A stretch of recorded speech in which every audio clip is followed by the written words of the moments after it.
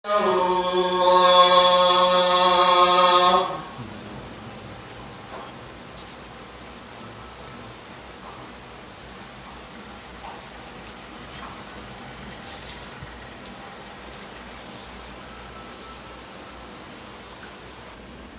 أن لا إله إلا الله وحده لا شريك له له الملك وله الحمد وهو على كل شيء قدير وأشهد أن محمدا عبده ورسوله أفضل من صلى وصام وأطاع أمر ربه واستقام صلى الله عليه وعلى آله وأصحابه وعلى من اهتدى بهديه إلى يوم الدين. أما بعد عباد الله، اتقوا الله تعالى واشكروه على بلوغ شهر رمضان واسألوه التوفيق والإعانة على اغتنام أوقاته بالطاعة، فإنه إنما يفرح بطول العمر لأجل إدراك مواسم الخيرات والإكثار من الطاعات. وفي الحديث خيركم من طال عمره وحسن عمله، ولا يفرح بطول العمر من أجل الأيس في الدنيا في غير طاعة، لأن ذلك ينتهي سريعا ويعقب ندامة وحسرة يوم القيامة. yetti Allah subhanahu wa ta'ala jom ɓural e nemingol waɗɗinɗo e hoore mofte islam horgol nduɗo lewru sumaye. to seedo ala reweteɗo e goonga si wona kanko Allah subhanahu wa ta'ala goto. kala ko neɗɗo o rewi, kala mo neɗɗo o rewi ko wona Allah subhanahu wa ta'ala, o rewi mere, o rewi ko addantamo nafa, pottinantamo lorra. miɗo seedo nelaɗo meɗen Muhammad sallallahu alayhi wa sallam ko jiyaɗo makko, ko nulaɗo makko. kanko ɓuri moƴƴude kala neɗɗo horuɗo, kala neɗɗo juuluɗo. o ɗoftino joomi makko, o ñiiɓi e hoore peewal ngal Allah yami ngol haa Allah ƴettitimo. to Allah e juule nelaaɗo sallallahu alayhi wa sallam e ɓeyngure maɓɓe nden e sahaabaaɓe maɓɓe ɓen o hisina ɓe. ɓaawo ɗum jeyaɓe Allah, miɗo wasiyo hoore an wasiyo on hulgol Allah subhanahu wa ta'ala. ngol ɗo kulol Allah ngol tawi Allah subhanahu wa ta'ala ko fi maggol fiye ngol heɓo woni ko o farliri e hoore meɗen horgol nduɗo lewru sumaye. wano o wi'iri noon kanko Allah subhanahu wa ta'ala ka deftere makko teddunde, ɓaawo nde o noddi yimɓe gomɗinɓe tawɓe ɓen si yamirama waɗay, si haɗama accay. o wi kutiba alaykum siyamu kama kutiba ala alladhina min qablikum la'allakum tattaqun. farlama e hoore moɗon horugol wano farlirano e moftaji attinoɗi on ɗin horugol, kono ko fiye on hulu Allah, wona fiye on weele, wona fiye on ɗonɗe, wona fi ɓittingol on, ko fiye on heɓo ko wiyete konkulol Allah yo Allah ko en ɗum. huli Allah subhanahu wa ta'ala jarnomo e nemaji makko ɗin fuu, tenti noon tawede nder nduɗo lewru sumaye. nemaji Allah ɗin subhanahu wa ta'ala si o waɗanima ɗi, si hiɗa faala yoɗi duumo ɗi ɓeydo, a jarnamo e dow majji. siɗa faala yoɗi uyto ɗi iwa e jungo maɗa, a yeddiraymo ɗi ma dulla. haray nemaji Allah ɗin no ɗuuɗi, kono ko ɓuri mawnude e majji ko konko tawata luttay no jeeya e muɗum wuurugol ma an oɗo neɗɗo ha taweɗa nduɗo lewru suumaye tawa ko a julɗo tawa hiɗa mari hakkil tawa ko a hellifaɗo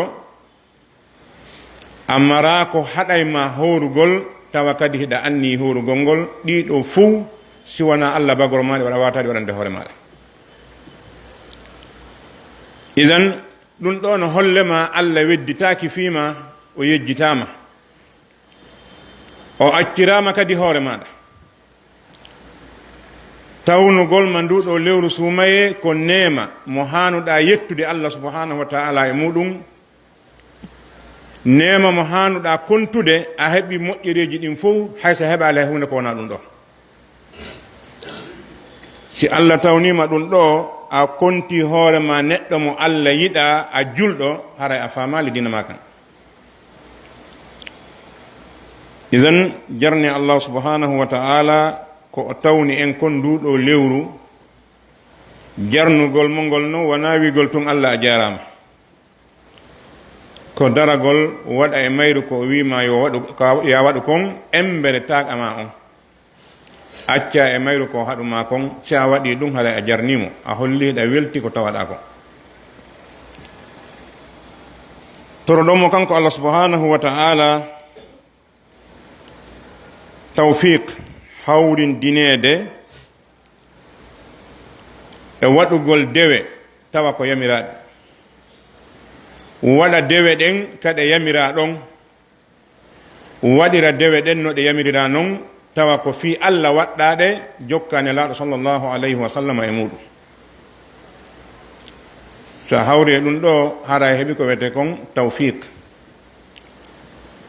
toroɗamo kanko allah subhanahu wa ta'ala yo o walle e faggitagol waqtuji nduɗo lewru e dow ɗoftagol allah subhanahu wa ta'ala tawe gongol ko buy kono yonata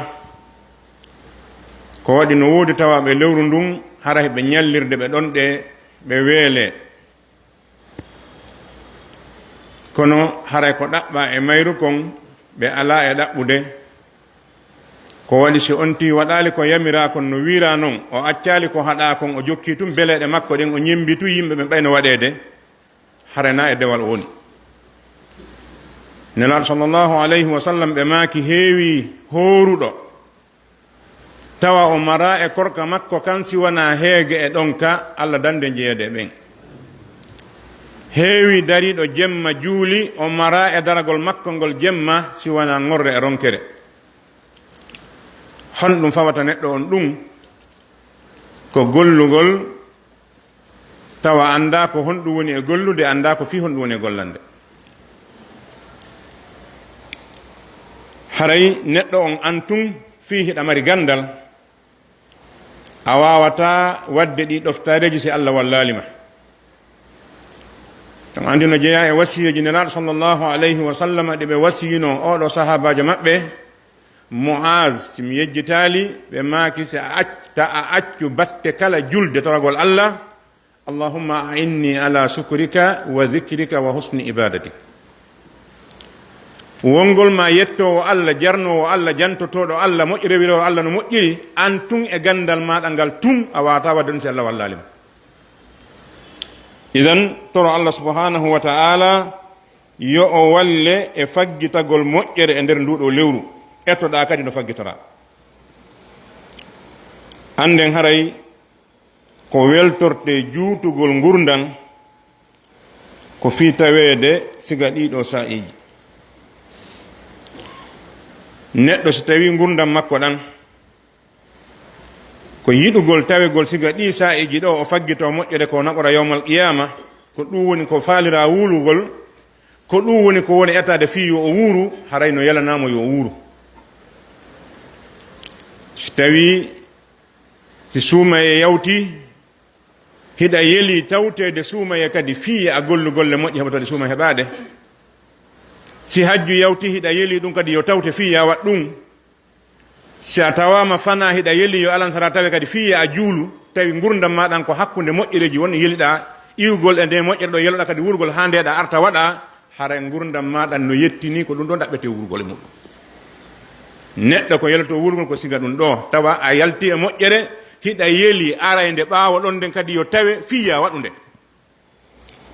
Si neɗɗo no weltora wurgol ko sabu tawegol ɗum ɗo. Ari e hadisi ɓe wi ko ɓuri moƴƴude e moɗon onon mofteɗen ko on mo gurdam mum juuti batta golle muɗum ɗe moƴƴi. Si gurdam neɗɗo juuti golle makko ɗe moƴƴi haray mo tijjana moƴƴere ko Allah yawmal qiyama.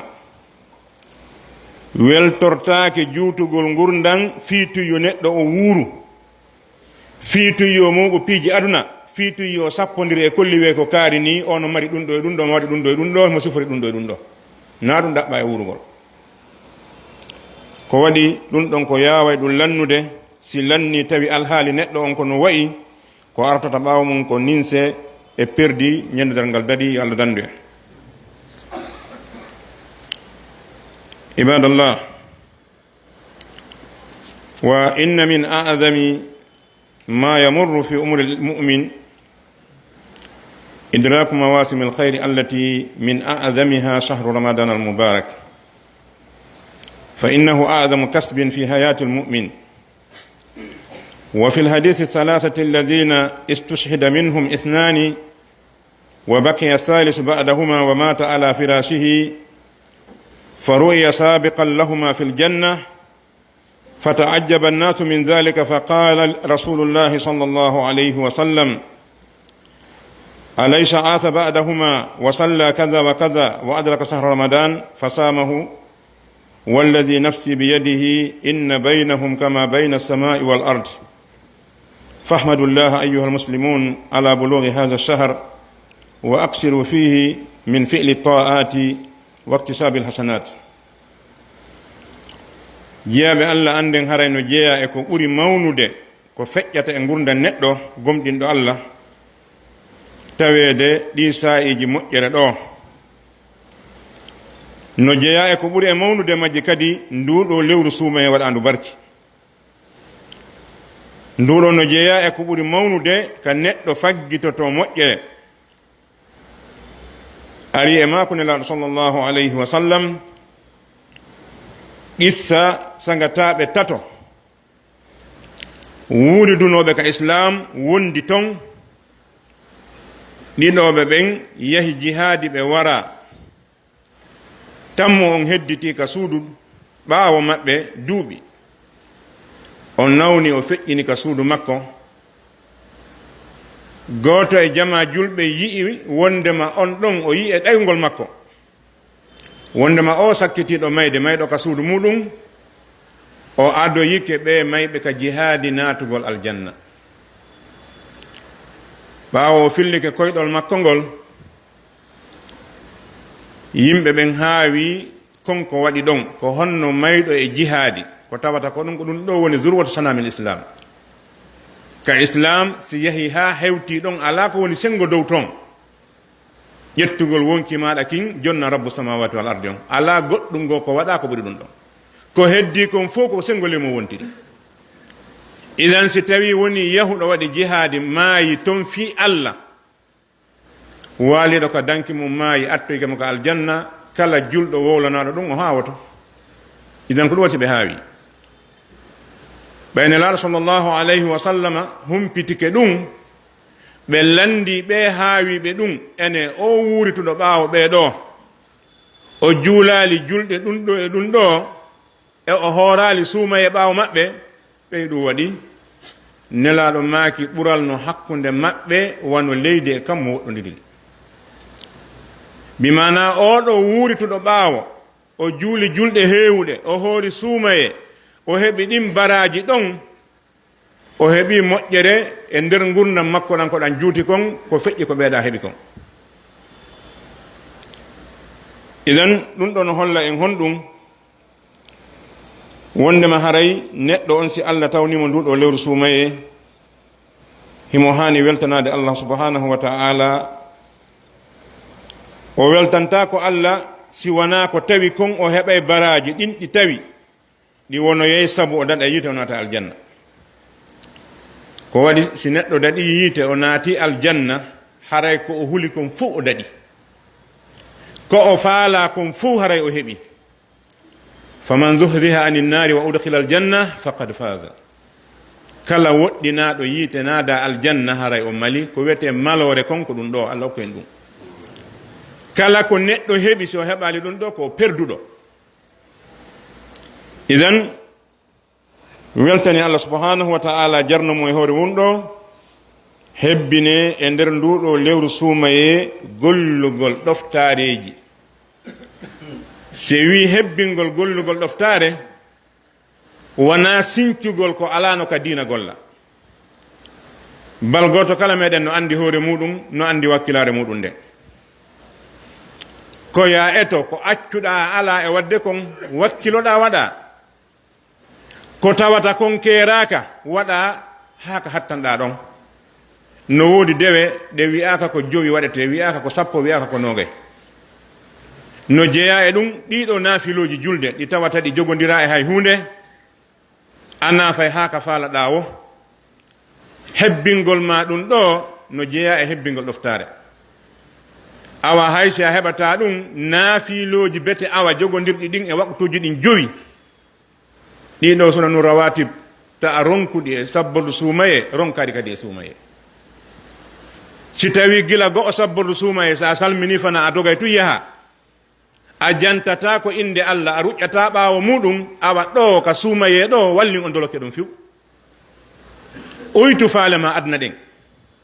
wakkilo sa salmini waktu ko woni ɓaawo ma o, ruƴƴa darɗe 2 ma ruƴƴa darɗe 4,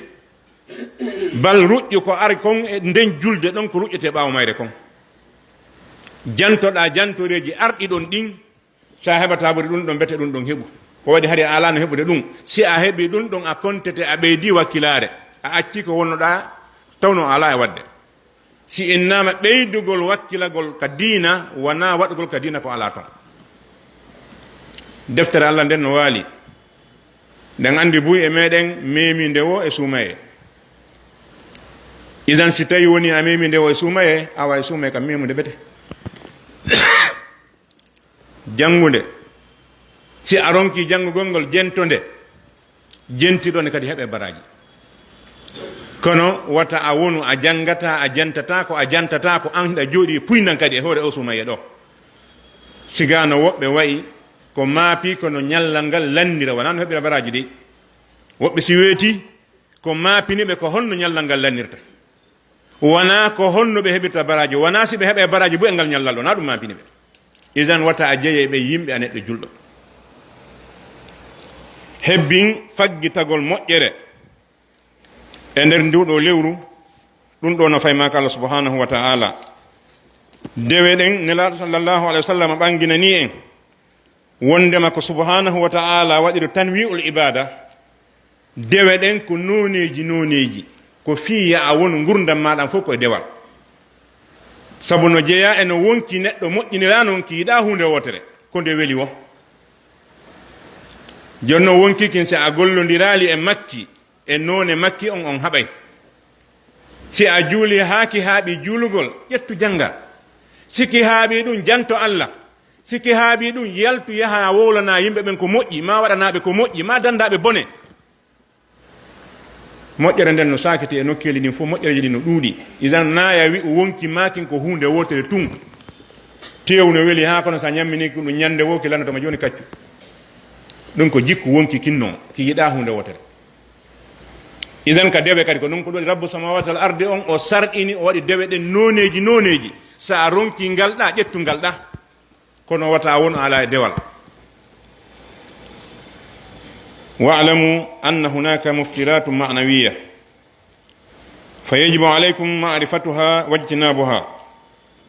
وهي كل قول أو فعل محرم في غير رمضان، فإنه يتأكد تحريمه ويتضاعف اسمه في وقت الصيام، وذلك كالغيبة والنميمة والشتم والسباب وقول الزور والنذر إلى ما حرم الله النذر إليه من النساء والصور الفاتنة والأفلام الخليئة، والاستماع إلى ما حرم الله الاستماع إليه من الأغاني والمعازف وسائر المآسي. anden haray si neɗɗo o hoori ko yo accu bonnoji korka ɗin kadi si a hoori a accali bonnoji korka ɗin hara a hoorali horugol ngol tawo ko ma anda ko fewndo honde hoorete zamanu hoorete ɗo ko gila ka fajiri feeri ha nange nge muta ko fewndo honde fajiri feerata si a anda wondu e anduɓe ɓen ɗen andi o sa emo wuurɗen fewndo ɗo subaka ka wona e juulede ɗon heewaka juulede o sa'i ɗo subaka heewaka juulede 5h30 ha 35-40 ɗum heewa wadde ha balɗe feƴƴude e juulande subaka ɗo ha 6h idan on alhaali fewndo subaka juulete no 6h e fewndo ɗo sullade mani tawon gotum dey sa a ñaami a yari ɗo ha hewti 5h20 25 andu haray ko nder ñallal ngal wonɗa e ñamude eto anda ko honto peeral fajiri ngal woodi haysi tabitali tigi tigi wiyatake ko ɗo ɓayna wahe jippi wi ko ɗo kono si tawi halfinaɓe diina ɓen ndaari jannguɓe fi mum ɓen ɓe ndaari ɓe wi ko telen ɗo ƴettu telen ɗon an kadi ko waɗi wawata wonde jannguɗo fi hunde ɗen si faljinde na amo jannga fi mayre hawtata mayre ko enen nanira ko enen yiira yo goɗɗo janngu fi ngoɗo weeyo ha adna on fof seedanomo himo andi fi mum o jooɗo o eɓɓa fi lewru ndun ko telen ɗo ndu daroto neɗɗo mo janngali hay alifu bajjo jooɗo ha lewru ndun to inna kanko yaali ndu nduɗo ardu ɗo ko nduɗo fandi na ndu ko hande ari ma nduɗo ko hanki ko ɗum ɗon gandal ngal fof ko ɗum ɗo ko hindu janɗi ma hindu fandi a wonɗo ka leydi ɗo a wata mesere leruno ko kammo jaɓu gonga on ko anda fi mum ko iwte ɓawa anduɓe maɓɓe ɓurɓe ma andude ɓen idan haray wattane yila e leerji ɗin kaydi no winda immorde ka ligue fewndo ɗo e ngal ñallal ngal wonɗen ɗo ko 5h07 minutes ɓe waɗi ha ka sullete ɗon so a waɗi gani mum ɓurma moƴƴande fiwata feƴƴoy ko waɗi keeri ɗi wona e ɓattuɗi no toon piiji goɗɗi goo taƴayɗi korka tawa ko ma andiyankoji haysi ɗi taƴali korka kan ɗi uyte baraji ɗin no waɗɗi neɗɗo julɗon andugol ɗi woɗɗitoɗi ɗulle ko woni ɗum ko kala gollal ma kuugal tawnongal no harmi ko adi suuma e arde suuma e harminaali si wona ñaamugol yara ñalorma e ɓattagol mo resuɗa on amma ko heddi kon e harmuɗi hiɗi harmuno ada suumaye kono noon ka suumaye ɗo ɗi ɓuri tentude harmugol ngol kadi idan ko tawno kon no harmi waggol ada suumaye no tenti fewno ɗo haray neɗɗo on koyo woɗɗito kala konngol e kuuɗe ko tawno kon no harmi bakkatu mum no sowidiri e fewno ɗo no jeeya e muɗum ko wiyete ko ñoore ko tawata hande no fanɗi ko wiyete ko julɗo jogiiɗo ɗengal muɗum ngal e ñoore ko waɗi wona ka yimɓe ɓen sikki ɗo woni nelaaɗo sallllahu alayhi wa sallam ɓaawo nde aya on jippi ɓe jangi mo ɓe landi sahabaɓe maɓɓe ɓen atadruna mal ghiba qalu allahu wa rasuluhu alam qala alghibatu zicruka akhaka bima yakra e maaki ene hiɗon andi ko woni ñoore sahaba wi ko allah e nelaaɗo andi nelaaɗo maaki ko woni ñoore ko wowlugol ma musidɗo ma on ko mettatamo goɗɗo naka mbattu toon o towni jungo ya rasulallah ara'ayta in kana fi akhi ma aqul qala in kana fihi ma taqulu faqad igtabtahu wa in lam yakun fihi ma taqulu faqad bahattahu goɗɗo towni jungo nelaaɗo ene jonno yeetelan si tawi o musidɗo ammo mi wowli ko mettata ɗum konko mi wowli ko mettatamo no e makko ene hara mi ño'imo ɓe maaki si tawi no e makko ko wiiɗamo kon haray a ño'imo si ala e makko ko wiiɗa kon haray a toñimo idan wakkilo no wawirɗa tere heddiɗe ɗen noon wawa ɗengal maɗa ngal fanni neɗɗo wawali ngal ɗo ɗengal mum haɗa o hisali no satti ka makko baba ɗe nangata lawol ɓe yaha ɓe hewto ɓe wowlali goɗɗo no satti ka makko baba ɗe joɗoto ñallal fof ɓe wowlali goɗɗo idan ko maale jaɓen ko harmi kon no harmi fi no metti accude dagorta fi ɗum ko ma wakkiloɗa rena hunde ko maɗa kon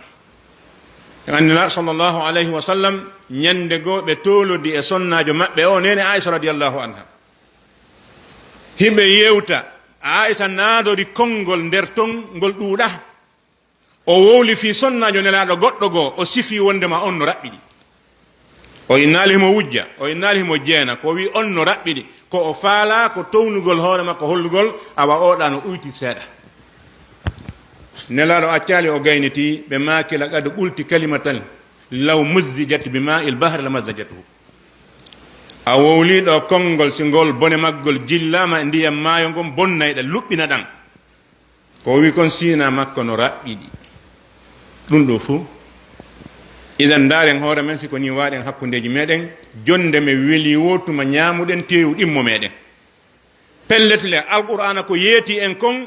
wowlugol ma ɗimmo maɗa o ño'ugol bani adama ɗimmo ma on no wayi wa yahugol ka berɗe taƴa tewu makko ton ñaama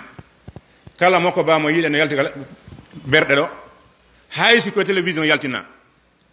himo yehi ka berɗe himo gasi ƙabru surraɗo taƴi keral makko ton haysi o ñaamali ngal on ɗon en ittamo e konti julɓe ɓen ka idan o moko ba jooɗiɗo kadamal juulirde noon ñowde yimɓe allah wi ko ɓe gootum an a winaɓe gootum si an allah weddodiri komo perdi ko an idan julɗo o yo rento e bone ko wiyete ko ñoore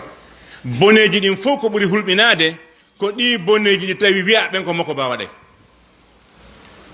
zina e beere e ko nandi e mum no anda ɗum wela ɓattade sa accirali fi allah tuma go heddotama ma acca kono ñoore wela accude ko waɗi ɗum no heewi hay ka dinguiri julirɗe idan neɗɗo horuɗo yo woɗɗito ɗum wona noon kadi bonnidirgol hakkude yimɓe ɓen waddidirgol yennugol e hoynugol e wowlugol fenande e ndaarugol ko allah harmini ndaarugol kon ndaarugol sonnaɓe ka ɓorti joktintingol ɓe gite jaɓɓorgol ɓe gite ndaara on tigi darɗe faale imma kaka télévision ma kaka téléphone maɗa ma kala ka woni ɓe eɗen andi sukaɓen hande hewɓe maɓɓe ko ɗum ɗo woni e lannirde ñallal ngal no uggini tun ka téléphone muɗum no andi ko woni nder ton ko no ndarude ɗon konko wonɗa e ndarude ɗon no yolude baraji maɗi e anda ko heege e ɗon ka wonɗa ñallude muɗum sina ɗum téléphone ɗa wawde ton qur'ana janga hiɗa wawi to wadde bayana jentoɗa hiɗa wawi wadde ton ko moƴƴi ƴettu moƴƴereji wonɗi ton ɗi sala boneji wonɗi ton ɗi wona téléphone o mari ella ko an adi kono wawɗa noon mo wonduɗa o wa'ata idan yo onti reno e darugol ko allah harmini darugol kon wona noon kañum rento e jentagol ko allah harmini kon jentagol ko raɓɓiɗi kon ɗeɗo tere maɗa faggitotoɗe yeetoɗe fewdo ɗo na fewdo allah yeddete yeeto noppi maɗin en jentata ko fewdo ɗo sina ko heɓeten baraji ɗulle ko honɗum ko imma jentoɗa alquran ma jentoɗa waaju ma jentoɗa ka moƴƴere wowlete ɗengal ma ngal kadi wona noon yeetongal a janga e qur'ana ma jantoɗa allah wata a jooɗo e wowlugol inɗe yimɓe ɓe andanɗa hoore ma wolɗa inde mum a wala inde mo nafatama ɓe no woɗɗo wowle hande woɓɓe so tawi a jeeɗi arsiri yewtere maɓɓe nde ñallal kamɓe ɗera kamɓe arsirani hoore maɓɓe jenti ñallal ngal fof koɓe wowlata inde joueur ji goto ñallal no ɓuuri laabi temedere tawaɗa janto inde joueur ji goto ñallal ɓuuri laabi temedere a heɓata subhanallahi laabi sappo ñallal maɗa ngal a jantata ko inde o ha ɓerdema welto a jantata ko inde o heɓa baraji ko ɓooyuɗa jantade inde makko ko jantoɗa ha heɓa suno sabu ko jantotoɗa inde mum ɓerdema ɓuuɓa o ko allah ala bi zicrillahi tatma innul qulub a wowlata ɗo fi marɗe ha ɓerdema deeƴa a wowlata fi lamɓe ha ɓerdema deeƴa a wowlata ɗo fi piyoɓe ballon ha ɓerdema deeƴa ko jooɗotoɗa wowla ɗo fi mum ha ɓerdema deeƴa o ko allah subhanahu wa taala idan ɗengal mangal eltugal e wowlugol ko nafatama kon ɗo eɗe janggo wano noon kañum kadi juuɗe maɗen e koyɗe maɗa ɗen tere maɗen fof yeetoɗe fewnu ɗo ko fewnu ɗoftagol allah koko allah faala ko watta qulu qawli hada wa astaghfiru lakum fastaghfiru innahu huwal ghafurur rahim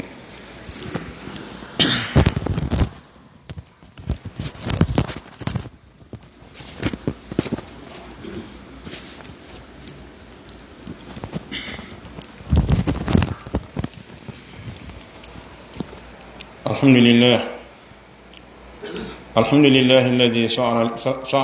شرع لعباده الصيام أحمده وهو المستحق بالحمد وأشكره على نعمه وأشهد أن لا إله إلا الله وأشهد أن محمدا عبده ورسوله. أيها المسلمون، اتقوا الله واشكروه أن بلغكم شهر رمضان ومكنكم من الصيام والقيام، فإن الصيام من أنفع العبادات وأعظمها آثارا في تطهير النفوس وتهذيب الأخلاق. وللصيام فوائد، ومن فوائد الصيام أنه يضعف مجاري الشيطان في البدن، لأنه يجري من ابن آدم مجرى الدم، والصيام يسد هذا الباب من أساسه ويطرد الشيطان. ومن فوائده أنه يذكر العبد بنعمة الله عليه، فإذا ذاق مس الجوع والعطش عرف قدر نعمة الله عليه. يتي الله سبحانه وتعالى تروم يجولنا صلى الله عليه وسلم يبينغور ما بدين حسنبه كان يجول هولي الله سبحانه وتعالى ko julɗo wi'ete yo hulu Allah. wi'ede yo hulu Allah wana yawanede, wana mettinanede, wana aybinede, bal ko wasiye mo Allah subhanahu wa ta'ala wasiye attibe sakkitiɓe. yamirore nde Allah subhanahu wa ta'ala yamiri nelaɗo makko on sallallahu alayhi wa sallam, yamirore nde Allah yamiri gomɗinɓe ɓen. idan si julɗo wiyama yo hul Allah, ko julɗo wiyete yo hul Allah. huli Allah subhanahu wa ta'ala jarnum mo e tawede nduɗo lewru sumaye newinane kadi horugol ngol. ɗiɗo ɗiɗi ɗi wela tawtidirde, ya a tawe newinaneɗa kadi horugol ngol. no buudi buytawaɓe tawa newinanaka horugol ngol. woɓɓe harano faalaɓe wawata, woɓɓe hara haaju mum ala. idan si tawi a woni hakkude ɗon a tawama hiɗa faala hiɗa wawi yettu Allah subhanahu wa ta'ala e ɗum ɗo. anden haray horugol sumaye e horugol naafiloji jokkituɗi ɗin sumaye, ɗum no jeeya e dewe ɓurɗe mawnude, ɓurɗe marde batte e laɓɓingol wonki bani adama. dewe ɗen fuu laɓɓinay ɓernde, laɓɓinay wonki, kono ko ɓurata laɓɓinde wonki bani adama on, itta bewre e townitira e makki, ko korka. idan eltugol ɗiɗo jikkuuli, ekkitugol neɗɗo on, muññagol, yi'ugol ko faala, o acca hara, o naɓaali junngo, o naɓaali gite, o naɓaali to faali hunnduko makko, ɗum no ekkite e nder nduɗo lewru, e nder kaɗo korko. siɗa horude haray hiɗa ekkitade ko wiyete ko muñal. muñal ko jeeya ɗum e jikkuji. idan horugol ngol no jeeya e ko eltata bani adama on ka jikkuji makko. horugol no mari nafooreji ɗuɗuɗi, no jeeya e majji si neɗɗo on no horude horugol makko ngol wone sabu haɗa seytane heɓa doole jindugol ka ɓandu makko. ɓe gandi nelaɗo sallllahu alayhi wa sallam makani e wondema seytane no jinda e ɓandu bani adama wono ƴiƴanɗan jindirta e ɓandu makko ndu. ɓe maaki ɓittinirane seytane laawi makko ni ka nder ɓandu horugol. si tawi hiɗa horude hara hiɗa ɓittinani seytane jindugol makko nder ɓandu, kono si tawi hiɗa haari hiɗa ɗonɗiti hiɗa welti, haɗa kanko kadi mo marino jindi e ɓandu ma no faadira. ɗum ɗo no jeeya e nafooreji horugol ngol suumaye e horugol ko wona suumaye.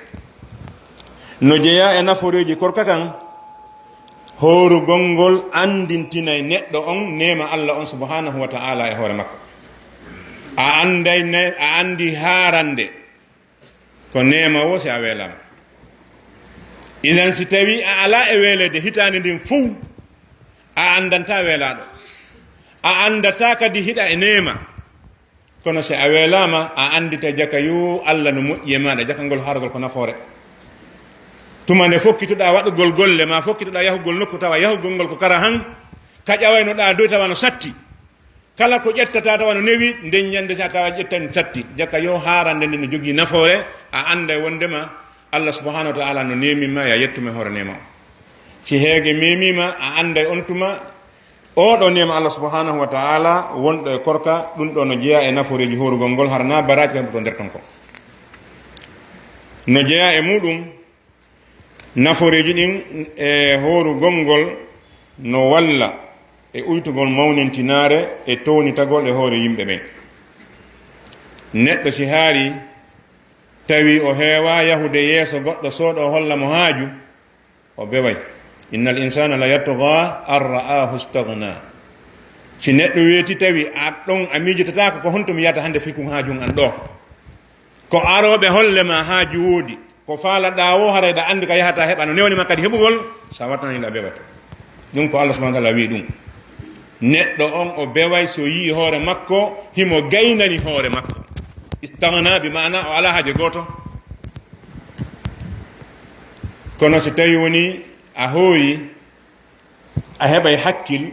ɗum uyta koyte ko mawnitinare e townitinare ko woni mako e dow yimɓe ɓe kaɗo korka no mari neediji no jeeya e neediji korka kan alla yuksira min at-ta'ami fi l-layl bal ya'kulu bi miqdar li anna kasrata al-akli turisu al-kasala wal futur wa yusabbibu adamu al-khushu'i wal itminan fi as-salah haray no jeeya e neediji kaɗo korka te neɗɗo on waɗu nduɗo ko lewru ñaamugol ko lewru horugol wona lewru ñaamugol a haɗaka ñaamugol